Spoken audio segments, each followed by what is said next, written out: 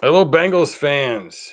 It is the Orange and Black Insider virtual tailgate and pregame show. I am Matt Minich. With me is John Sheeran. We'll have the third member of our party, Anthony Cosenza, joining us very soon.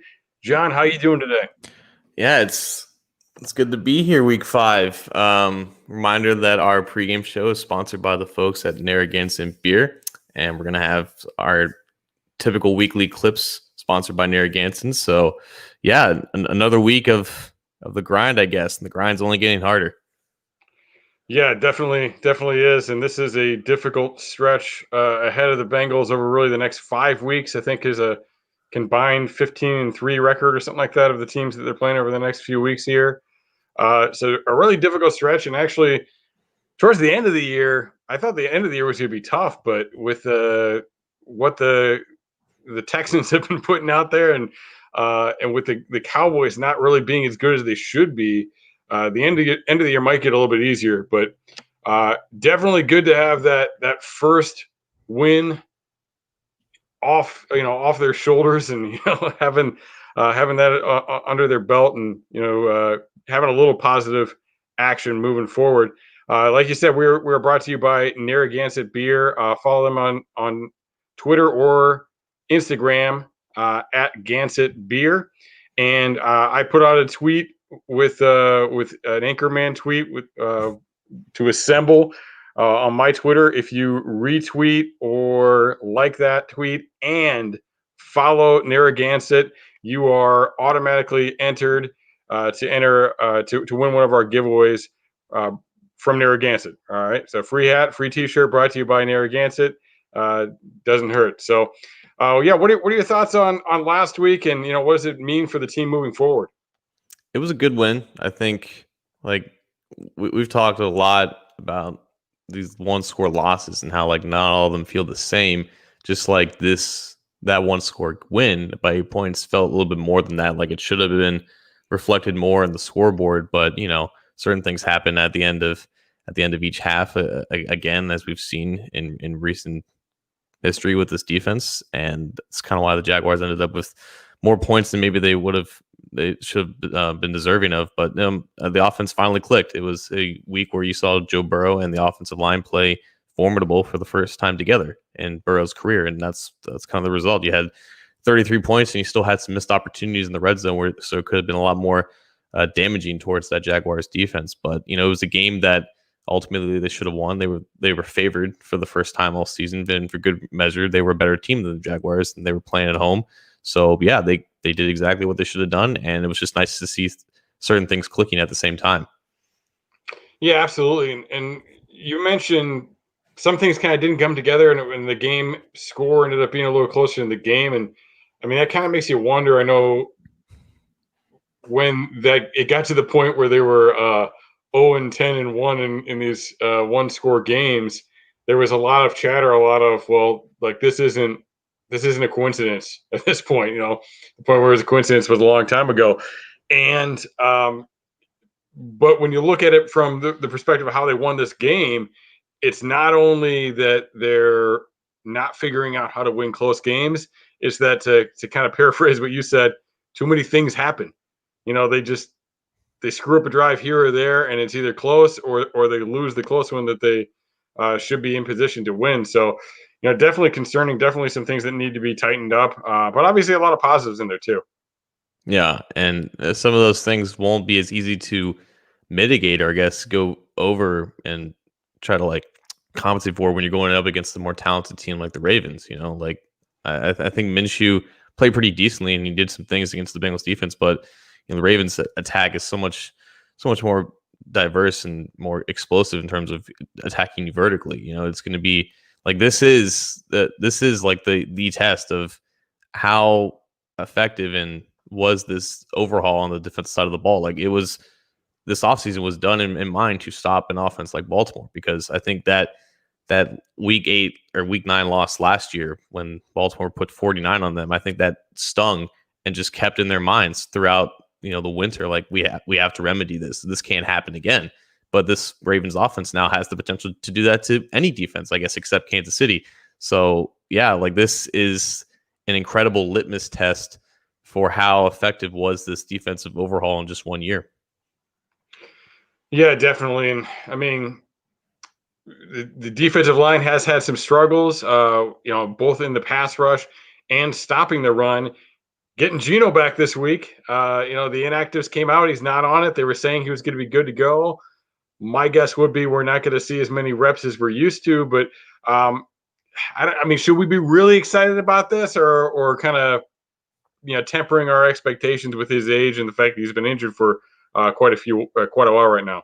Well, that was something I wanted to ask you, because going into the season, it was all about we want to rotate Geno more early in the season so he can be a little bit more fresh in the later part of the season, where we don't have to rotate him at that point when the games become more critical. But since he has missed 4 games already and doesn't have that wear and tear on him, aside from the fact that he was recovering from a shoulder injury, is that rotation implemented right away, right now?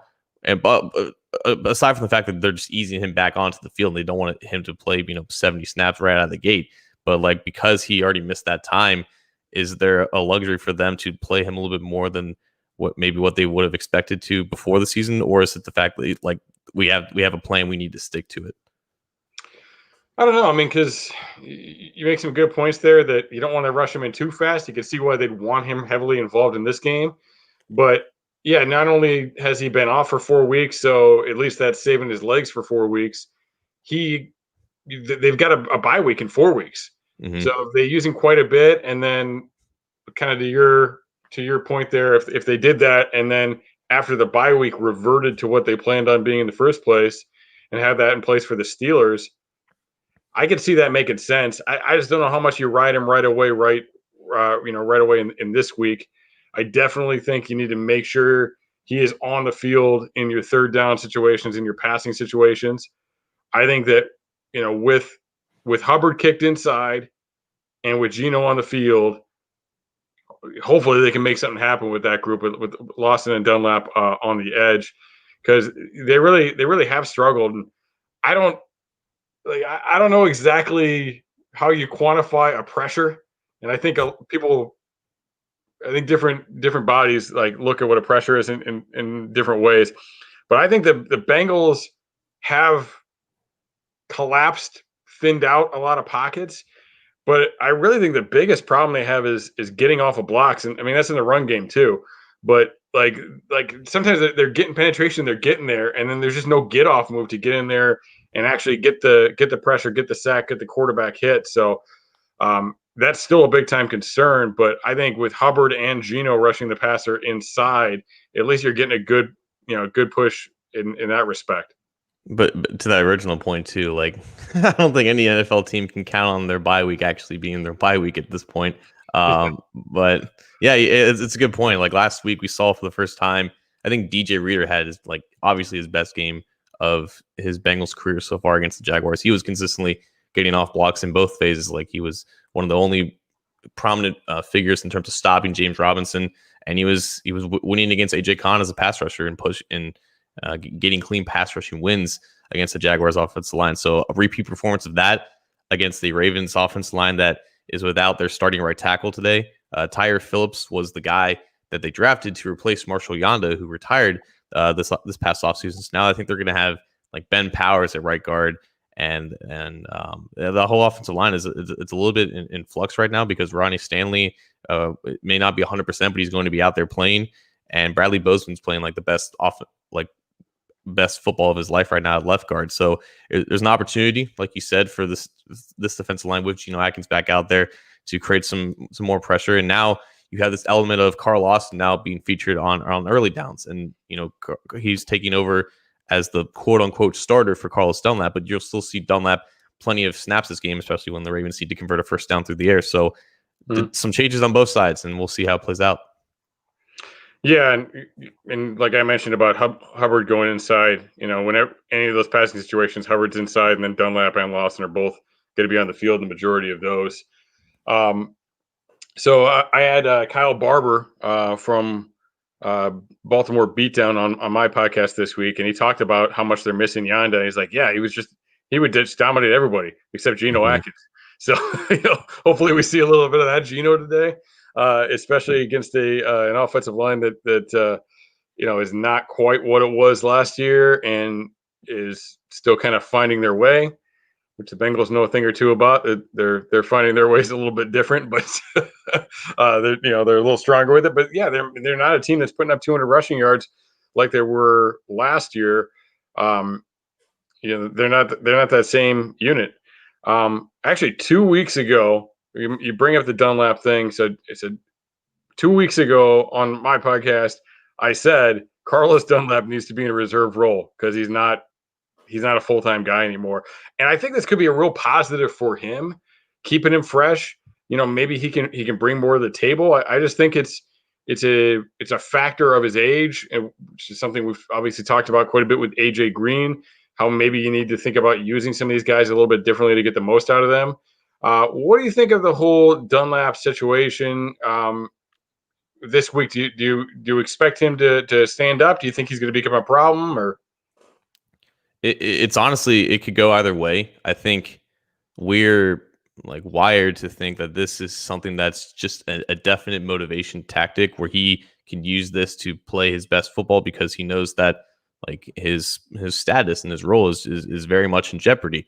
And you have a guy like Hubbard, who's obviously a cornerstone piece of this defense and someone that they want to feature prominently for the future.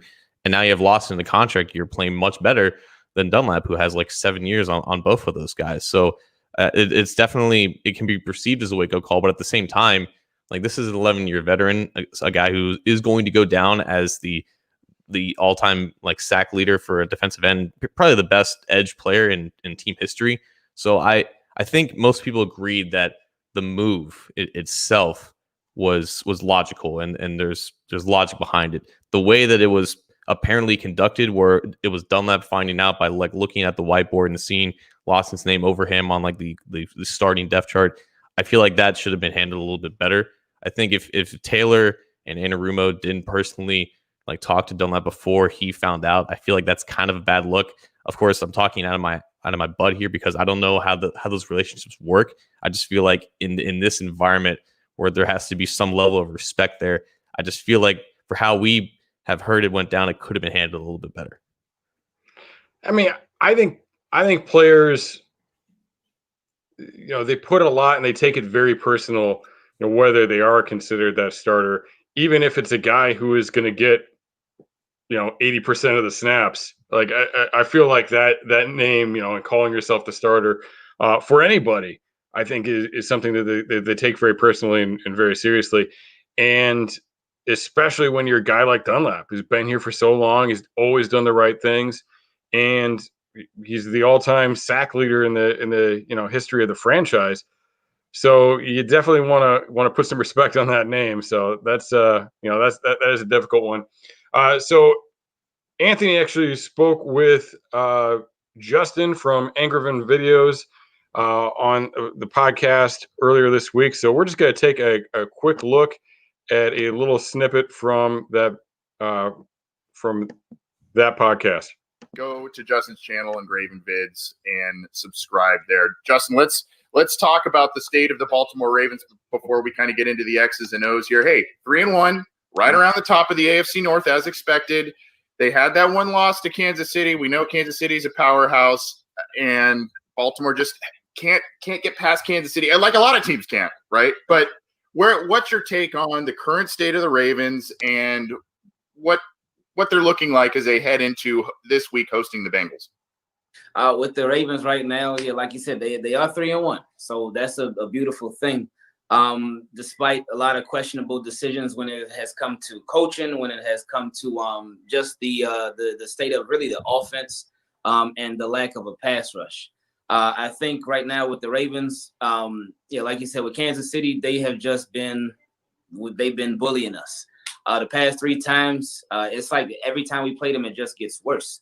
And Ravens really, I think the biggest thing when it comes to the Chiefs is the Ravens. It seems like they get intimidated, and they have to really get past the whole mental state of, okay, you can actually beat these guys. And they, whenever they play the Chiefs, especially the past 2 times, they completely get away from the type of football team that they are. Last year they did it. This year they certainly did it. where they get so pass happy, and they're a team that can pass, but their strength is really the run game and the run setting up the pass. So until Ravens fix that, especially when they're going against the Chiefs, then it's going to be the same result. So hopefully they learn from all of their mistakes, and they can do better when moving forward. Now, as far as the Ravens right now, biggest question mark for me on this team would be the offense and the offensive play calls. The offensive play calling has been very up and down. It's been very inconsistent, and they need to get back to who they are. And while they get completely away from who they are whenever they play the Chiefs, whenever they play everybody else, they kind of go in and out of it. So they need to really, I think the biggest thing for them in this game would be to really run the ball and give it to Gus Edwards and let him be the feature back. Ravens, of course, they drafted J.K. Dobbins in the second round of the draft. They had Mark Ingram. He's still here. They, of course, have Gus Edwards as well and Justice Hill. But what they've been doing this season, which has been I think it's been a downfall for the Ravens. They've been trying to keep every running back happy. So when you try to keep every single running back happy, and you have 3 of them that you're using because they haven't used Justice Hill at running back yet, but they've been giving each running back about the same amount of carries each game, so nobody can get into a rhythm. So you don't really have a lead back. But I think what they need to do to really get on track on offense is have a lead back and let that be Gus Edwards. So that's Justin from Ingram Videos with his take on what's going on with the Ravens offense right now. You saw Hey, Anthony. it's the real Anthony. Now we get him live. Anthony, how you doing? Hey, the man, the myth, the legend, right? How you doing? Right. Sorry, I'm a little late. I'm not traveling this week, but I am hosting at my house this week, so I had to do some cleanup around the house a little bit. But how you guys doing? Not too bad. So just looking at your conversation there, I mean, I tend to agree with him. I think we get really concerned with passing in the NFL, but I think with a team like the Ravens, who have such a dynamic running game and who have a quarterback that contributes in a way that nobody else in the league from that position contributes in the run game, I felt like the Ravens probably got away from the run game too fast in that Chiefs matchup. Hopefully, we can force them to do it again today, which might be too much to ask for. But be interesting to see. But he did make some good points there. I thought it was kind of interesting that he pointed out Gus Edwards as the guy that should be the go-to guy and all that. You kind of think that Dobbins would have been the guy that Ravens fans or those who follow the team would really want, because Dobbins is a dynamic player. Obviously, you guys know, probably watching him at Ohio State and whatnot. But you kind of feel like that would have been the guy I thought he would bring up, but he didn't. And I almost kind of liken it a little bit, maybe, and I'd love to get your guys' thoughts on this. Liken it a little bit, maybe, to what the Bengals do in their own backfield. Sometimes they've tried to split carries, and Mixon's a guy that is a rhythm guy. He gets into a rhythm and he gets better as he gets more carries and that sort of thing. Kind of the old cliche, a volume guy, give him more carries and he gets better as the game goes on. But there are times where sometimes the Bengals abandon the run game a little early, right? And that can be a little frustrating. They kept with it last week and it worked. So, I see some parallels with what Justin was saying to a little bit to the Bengals. The Bengals don't have the stable of running backs that the Ravens do, and they don't run the same kind of system that the Ravens do. But I just thought it was an interesting part of the conversation for a lot of different reasons. Yeah, the Ravens had the luxury of having one of the best combinations of offensive line personnel and just overall scheme that's so much different than what most NFL defenses are facing. And then you had the added element of Lamar Jackson in there, who could always keep the ball on these option plays, and that's another player that the box has to account for, and you have to manage that. So the Bengals never had that luxury of having that type of scheme, and also having the blockers up front. Like, people talk about abandoning the run early, but if you can't have success running the ball at any point in the game, there's no point in trying to force it when it's not there, especially when you have a quarterback that can move the ball down the field. So it worked against the Jaguars because they just had that advantage up front. It's going to be a lot tougher against the Ravens, and the Ravens are going to have a little bit easier time doing it against the Bengals than they did against the Washington football team last week. They have one of the better front sevens in the league. So this could be just a situation where you just have different advantages and disadvantages on both sides of the ball for both teams, where for one team they can finally establish something on the ground because they had the opportunity to do so. Yeah, you make an interesting point about, I think people see the Washington football team score and they think, oh, wow, are the Ravens not good? Did the Ravens screw that one up? But yeah, that's just a difficult matchup when they're having trouble on their offensive line. And, the one thing Washington has done really well is develop a young and talented defensive line. So you can see where that team would be tough to run on. You mentioned J.K. Dobbins. Obviously, they're not getting their value out of him from drafting him in the second round, which, a lot of people would frown on anyway.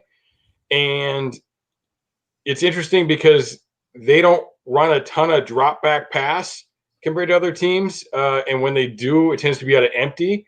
A lot of times with these rookie running backs, they don't play just like Mixon comes out on third downs a lot of the time because pass protection.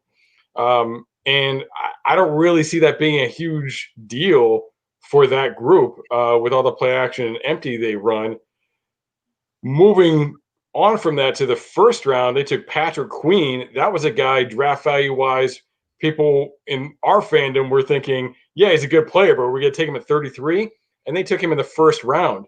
I learned for the first time this week from Jeff Zrybeck, who was on the Hear That Podcast Growlin', said that with their first round pick, the Ravens were considering between Patrick Queen and T. Higgins. Wow. And it really seems like Higgins with his size and he just brings something different to that offense. And people criticize me when I after the draft, I said the Ravens draft wasn't as good as people thought. And they drafted good players, but I just didn't get the receivers they took because it was like, well, they already have little guys. They should take somebody that's bigger that can bring something a little bit different. So, so it's interesting to see what they're getting out of this draft when they're taking positions that aren't seen to have value.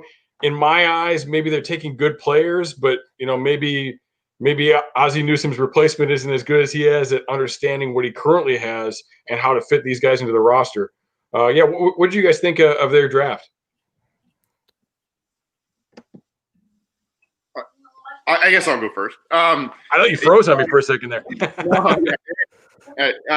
But it's almost their draft class was almost like the college all-star team, right? I mean, it was like big name after big name after big name, and I think that's why a lot of people like myself became enamored with the draft class. And we know that big names don't always translate to NFL success. But I mean, Patrick Queen's played really well for them, and that was just a quintessential Ravens pick, right? Get the linebacker, anchor your defense. They lost one there, but so they get Queen in there to help their defense. Their defense has not played very well to this point overall, but Queen has played pretty well from all indications. So there's that. You mentioned Dobbins kind of having a limited role, but I look at the receivers and I find it really interesting that they would have wanted T. Higgins because he is completely opposite to the Torrey Smiths and these really, really fast guys that run really well, linear speed type of guys that they place in their offense. When they had big arm Joe Flacco back there, he would just toss it up and use these speed receivers, or he'd be captain check down sometimes as well. But I think that's what they like to do. That's why they drafted Dobbins in the second round, because Dobbins can catch as well, and they think that Dobbins can bring something in the pass game. So I think there's still a to be determined grade on this draft class for the Ravens. But, hey, I like some of their picks, and I think that they fit tradition the Ravens to do. I think, when I saw the draft, my two favorite picks, one of them hasn't even played yet, or I think both of them haven't played yet. One of them is making his debut today, Justin Matabuke, who is a defensive tackle out of Texas A&M that drafted him in the third round. He's going to make his debut, and he's going to play plenty of time because they have Broderick Washington out for this game with an illness. So I'm be interested to see how he does because he was a really good player at Texas A&M. Dobbins, one guy the Bengals don't get. Yeah, right. Dobbins was a great college running back. Obviously, it was just a matter of do they really need him with Ingram and Edwards? Can't you just plug in any running back there and have it work? It was a great scheme fit because that was a match made in heaven. but it was the quintessential luxury pick. The Ravens are just that good and they can afford to make a pick like that. And even if it's not like the smart and wise investment, like it's probably going to turn out in the future. Like Queen, like the PFF is not very kind to rookie linebackers. In fact, the bottom 3 graded rookie linebackers of the 2020 class are Keen Davis-Gaither, Patrick Queen, and Marcus Bailey. And I know Marcus Bailey's only played 4 snaps, so it doesn't really count. But yeah, like, and Logan Wilson's not that much higher. So Queen, while he had, I think, a promising week 1, he struggled a lot in coverage, and that may be something that the Bengals can exploit. But like you said, Matt, like the Duvernay pick didn't make a lot of sense. I think the only positive thing that he's done is returning a kickoff for a touchdown, which is extremely rare in 2020 anyways. But yeah, T. Higgins in this offense would have been insane, because that's just another that's a big body that you would have to contend with Mark Andrews too. So you have Mark Andrews going up the seam and then T. Higgins on the boundary, and that puts your safeties in a bind. So like Anthony said, that draft has a lot of big names, and it's just a matter of, are they going to turn out and fit into wherever roles they need to go properly? Because like you said, like it's not always about just drafting the guys that are high on mock drafts or just have the biggest names. It's just about how they fit with the team, and we're going to see over the course of these years if this is a class that either hurts them or helps them. Yeah, just one more way they could hit you. And I like Duvernay a lot. And I talked about him a lot in the pre-draft process. But the closest the Bengals have to somebody like that is Alex Erickson. Like, they don't really have a dude like that. Yeah, the Ravens, I felt like could have used something a little bit different.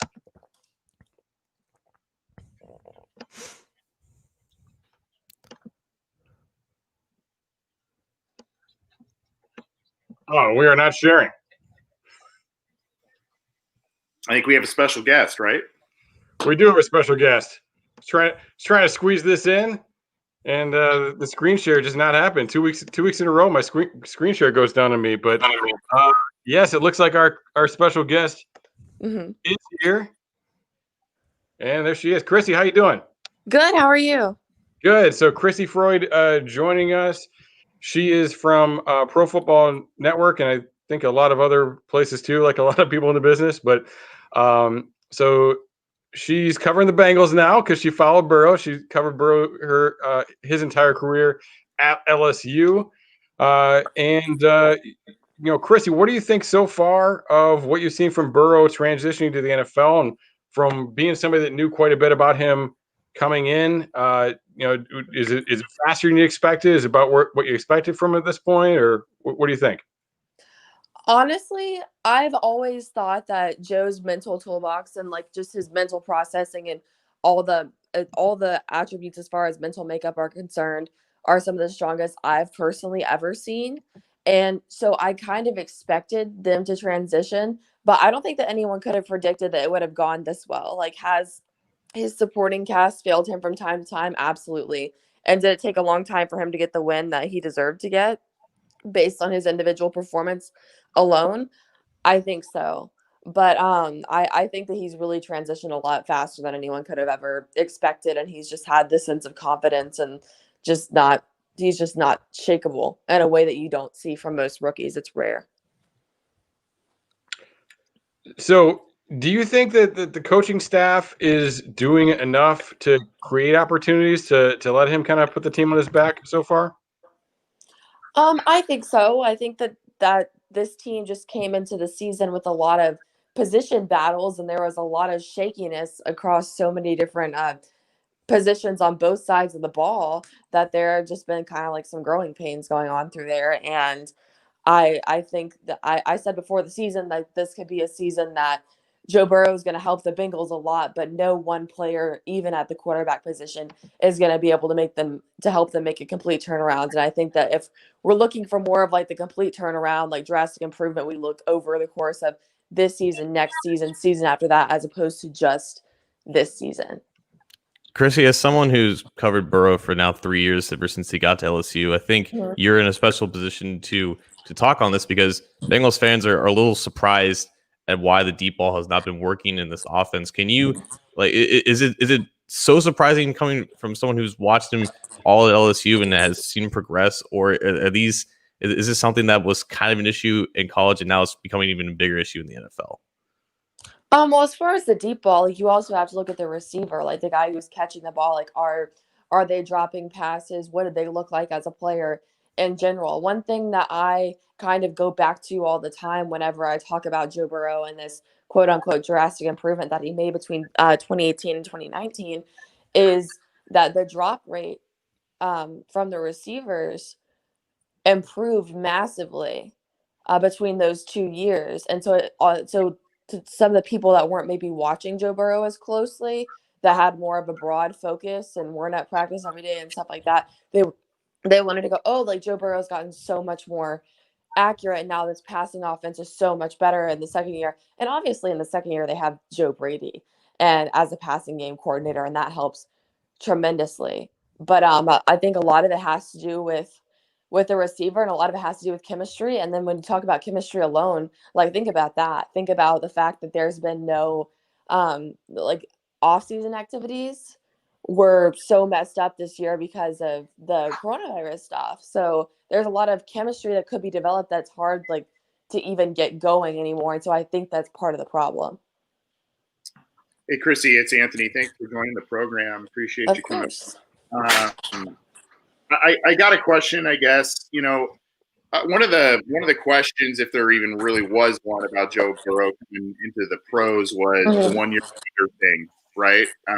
And now it's almost, you almost look at it as that's almost a positive now. And what I mean by that is, are we just scratching the surface? Is the 1 year sample size, is that actually a positive in the fact that he may be still continuing to mature and grow as an NFL pro? What was it again?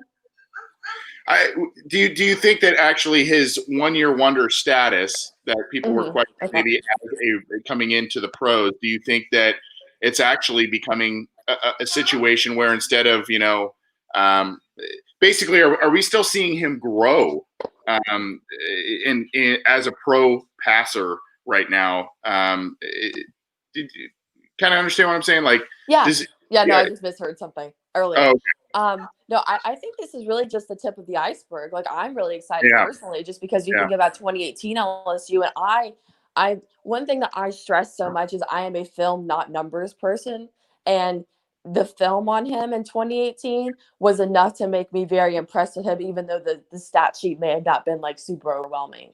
But to watch even just between those two seasons, how much he jumped, and that's coming off the bench of Ohio State and coming over to LSU.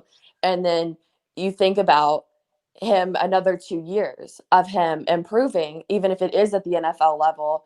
And I think what we could see is something very exciting just based on that. And I think that he's been in an off season that's surrounded by unprecedented circumstances, and he's overcome a lot of challenges, a lot of adversity in a way that a lot of players have not been asked to do so. And he's already still doing this well. So just imagine once he's finally 100% settled in this offense, the Bengals get some of their other problems solved, and then the COVID restrictions go away, and he can organize some stuff a little bit more on his own, like he probably would have taken it upon himself if we weren't dealing with the pandemic. Chrissy, you mentioned the receivers. Of course, the big issue that people have talked about quite a bit in Cincinnati is the offensive line. LSU in 2019, their offensive line was considered one of the best in the country, but the year before, not so much.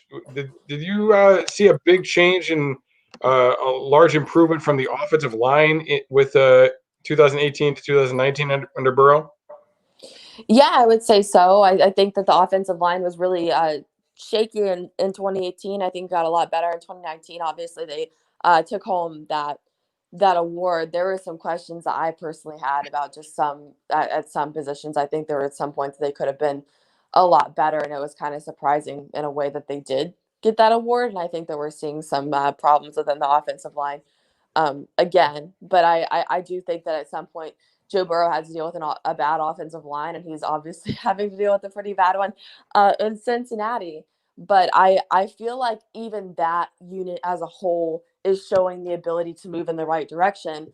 And what did they do whenever they finally got a win? Well, a lot of it was keeping Joe Burrow upright. They were doing a little bit better job of that than they had been in the past. And I always say that how well an offense or a team that has the ability to win it all is going to do depends on how strong the offensive line performance is, because you cannot have a winning football team and you cannot even begin to get your offense moving down the field, whether that's in the run game or the passing game, if your offensive line is not even competent.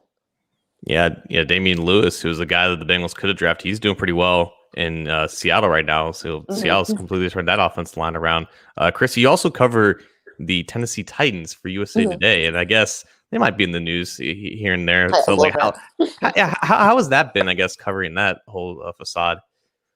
It's been stressful. So, the way that my coverage works is like LSU kind of takes forefront and everything else kind of takes like back burner because I'm not obligated to cover as much of it. But as far as the Titan situation goes, it's been very just disheartening and very upsetting to be involved in covering that, because everything that we hear is bad news, or it's like 95% of what you hear is bad news, and then like 5% of it's like this glimmer of hope, and then it's like no.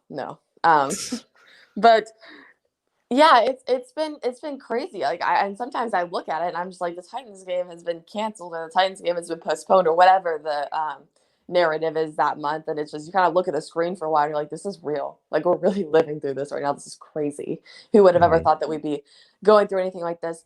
But yeah, it's been pretty up and down. I'm hoping that they can get a way to get back to the football field very soon, and that things can remain consistent and steady as opposed to changing every 12 hours. But I also think that we kind of knew that this sort of thing was going to happen with one team or another at some point, and here we are a quarter way through the season, and it's finally happened. Chrissy, Joe Burrow worked out with T. Higgins this offseason with Jordan Palmer's quarterback camp. Actually, in my neck of the woods, he was a few minutes away from me. Kind of cool. But are we kind of starting to see the fruits of those workouts right now, with T. Higgins being more involved in the offense and a growing rapport between those two guys? Do you think that was built starting in the spring? And if so, how much of an impact do you think that had, not only on the Bengals drafting T. Higgins, but kind of now week 3, week 4, T. Higgins getting more involved in the offense? Yeah, I think that working with him earlier on had a little bit to do with that. It's certainly weird for me as someone who covered that national championship game to see the Clemson receiver out there and the LSU quarterback. It still kind of like messes with me. I don't know how to describe it. It's weird. But I think that it's good. I think that they're showing that they've developed chemistry, and that's something that's been kind of a little bit concerning, because a lot of us before the season were like, oh, John Ross and AJ Green, those are going to be the guys. And they haven't been. It's really been more of T. Higgins emerging a bit more, and Tyler Boyd. So it's funny. It's a matter of who they build chemistry with. And that's one thing that I'm kind of watching all season, is just how that continues to develop and who his favorite targets are and how that works, because it's still early on, but it's already looking so much different than we ever thought it would. Yeah, it's pretty crazy how both those guys have come along so quickly. I mean, receivers can be a pretty tough position to transition. It's a little bit of a risky position to draft. I mean, we talk about John Ross a lot, but I mean, that was Mike Williams and Corey Davis going in front of them, and neither one of them has really been able to stay healthy long enough and really figured it out and stuck on in the NFL. So, I mean, we'll see, I guess. So, Chrissy, appreciate you joining us today. Chrissy, we'd love to have her back in a couple of weeks to talk Titans. The Bengals are scheduled to play the Titans in week 8 and scheduled for a bye week in week 9. So probably one of those 2 weeks we'll be playing the Titans. We'll see how things go. But Chrissy, thanks again for joining us today and for your excellent Burrow takes. Yes, thank you. All right, that was Chrissy Freud from Pro Football Network. Been covering Burrow since before most of the NFL people were even paying attention. That 2018 season when he was a a day 3 maybe kind of guy. So important thing to remember. I mean, you go back 13 months from right now, and Joe Burrow was, like a 5th, 6th round pick. So a lot of people are talking about the draft right now. I mean, the Big Ten hasn't played, like we don't know what's going on right now. We don't know where the Bengals are going to be picking. We don't know who's going to have an upswing in the second half of the season. So a lot of things undetermined out there. Again, that was Chrissy Freud on the Narragansett Expert Hotline. So we were talking a little bit about Patrick Queen before Chrissy came on, and we were talking a little bit about receivers with Chrissy. Now, Queen, as you mentioned, John, has struggled a bit in pass coverage. He's at that Mike linebacker position, which matches up pretty well with the Bengals. That, T. Higgins in particular, Tyler Boyd, and just Joe Burrow in general. Joe Burrow, one of the top passers in the league on throws between 10 and 19 yards, and particularly doing well over the middle. So some great opportunities there. I think that matchup with Queen in the pass game could be something they could really take advantage of. Yeah, and that was the whole intrigue with Queen as a prospect, as a guy that had not a lot of experience on the field with LSU, but when he was featured, he was like lockdown in coverage. He was so seamless as an athlete into dropping into some of those deep zones and having some ball skills to go with that. But that's a testament to how much more quick the NFL is compared to college. And there's always going to be an adjustment period unless you're like Luke Kuechly or Patrick Willis or somebody like that. So Queen is no different than most other talented linebackers entering the league. It's a rough period to start, but eventually things start to slow down. But right now, like Burrow has practiced against Queen. I think he was the guy that had like some type of dispute at practice with Queen. So he knows how he plays, and Queen knows how Burrow plays. So it's going to be a nice cat and mouse game, and we'll see if the Bengals implement some route concepts that kind of attack that part of the field. Because even beyond that, like, this is the Ravens defense that entering the season thought they were going to have Earl Thomas, and they had to replace him, right before the season started. So maybe that is another area that they can exploit, because they have like Chuck Clark out there at safety now. So definitely, while that Ravens offense is so lethal in attacking the middle of the field, it's like the exact opposite on the defensive side of the ball. It's kind of excuse me, it's kind of interesting. Some of my questions that I asked Chrissy, I kind of started thinking about some things. I asked her about Burrow, the 1-year wonder thing, and to John's point, Patrick Queen that's kind of the thing with him, right? I mean, he kind of exploded last year, and there were some questions, like John said, about experience level, how many games he's played, and a small sample size. So that's kind of an interesting thing there. And I also kind of thought, we talked about the Ravens draft class and all these all-star names, et cetera, but I mentioned T. Higgins, and I'm going, well, the Bengals got Joe Burrow and T. Higgins. Those are two of like the bigger names themselves in college football last year. And now, fortunately for the Bengals, both those guys are panning out as of today. So it's just kind of interesting when we were discussing that. But yeah, I mean, I think, and look, Burrow knows film.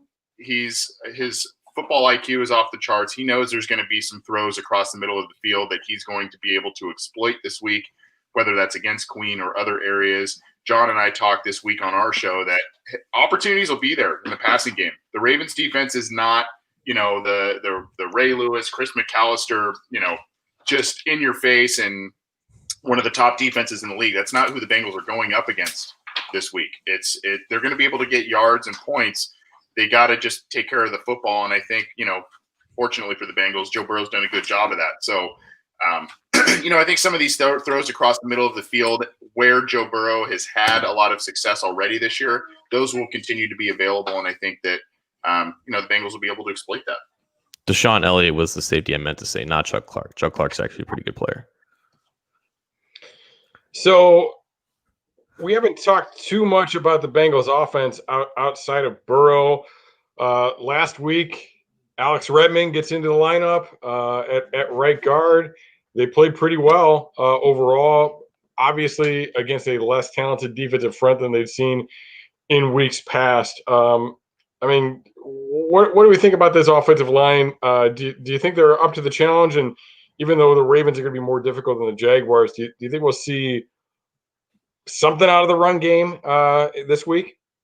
Well, that is a big part of it, right? Like people think that Alex Redmond is the X factor, the difference maker, because he's the one difference. Well, Jaguars have basically nobody at defensive tackle. They were able to do a lot of things in the running game and actually get movement. Now you're going up against guys like Brandon Williams, Calais Campbell, Jason Matabuke, Matt Judon, like guys who have experience playing against the Bengals offensive line and are much better at the point of attack. So like this, again, another litmus test. Like, is the offensive line actually fixed? Is there actual growth, or is it all just dependent upon who they play? I think they want games like that where it's very balanced in terms of play calling and having the run game working. But if it doesn't, if they have to go back to game scripts that were from the first 3 weeks, like how is that offense going to respond? Can the pass protection hold up for 40, 50 dropbacks like it did against Jacksonville? I don't know. Like by one metric, like the Ravens are not very good at rushing the passer, but by another, like that they're having guys that are at least winning semi early. So they don't have like that one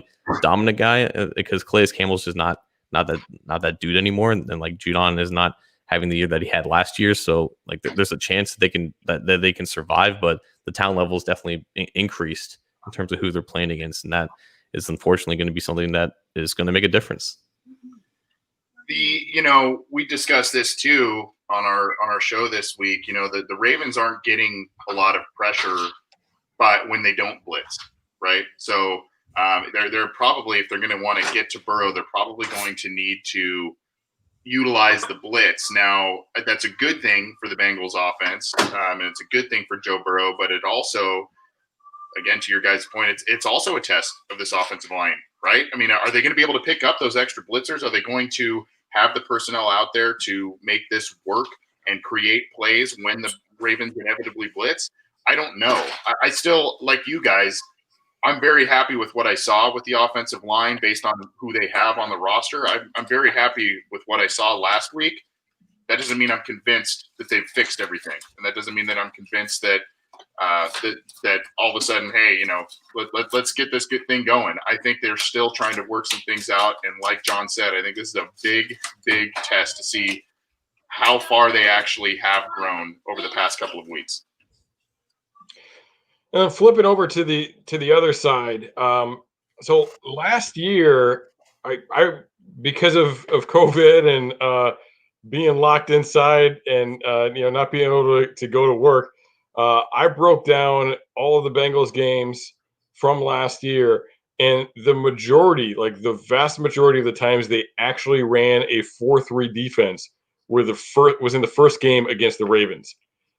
They tried. They thought that was the way that they were going to play them, even though like now they've got a lot better personnel at linebacker, although young and still coming along. They've got better personnel at linebacker. They don't have their regular starter at nickel corner with Mackenzie Alexander out. I mean, might we see them try some 4-3? And then the other thing that I was thinking about was they do say that Phillips is starting at nickel and Sims is starting the outside, but will they have a big nickel? You can't see my air quotes. A big nickel with Sean Williams, Sean Williams playing like the nickelback position. So they have both Bell and Williams in to have like a speedy outside edge guy on running downs. What do you think they might do defensively to counter this option attack?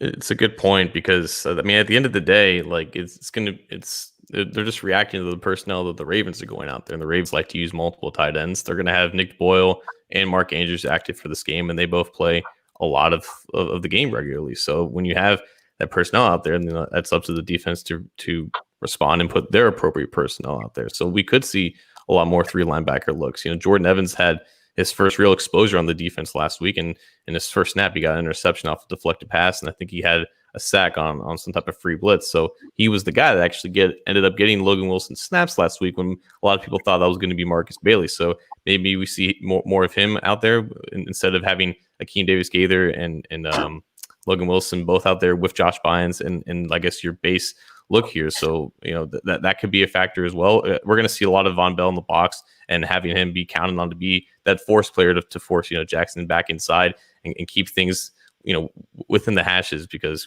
when things get outside there and the Ravens can just run free on everybody. So Like it's going to be up to Bell and Williams whenever they're both in the box and playing up close and being counted on to keep plays contained, because that's another thing where Lawson's going to be counted on. Like if this is his first game as like the true starter as a base end, and he's improved against the run this year, but now you're going up against guys like Orlando Brown or Ronnie Stanley, who are just dynamite in this scheme and just getting guys off the ball. So a lot of pressures on this defense, and I think you're right. We're going to see more 7-man boxes with 3 linebackers out there. And you make a good point about the personnel on the tight ends, and I think that Darius Phillips, we all love Darius Phillips, right? I think he's a good cover a slot kind of nickel. I don't know if he's a take on a block from Nick Boyle kind of nickel. So that's definitely my concern. Anthony, your thoughts? This, first of all, anytime you say the phrase Nickelback, I cringe just because of the band, and I use that loosely. However, this is the game that the Bengals built their offseason for, right? I mean, the 5 linebacker acquisitions they made, Von Bell, Trey Waynes, even though he's not playing. I mean, this is the game that they built their roster to try and get over the hump with, right? They want to beat the Ravens, and they have to contain the run. They have to contain what Lamar Jackson does. So, it's going to be interesting to see exactly how they, how they fare with these acquisitions that they made this year. And, to your guys' point as well, Matt, I think you said, the first matchup, they tried to go 4-3. That game was a 1-score game. It was the later game when Ryan Finley started the second game that they got absolutely blown out. So I do expect maybe we'll see some similarities to that game plan, because that was a tight game. And there were just a couple plays they missed there. So I think you'll see probably some commonalities between that game and today.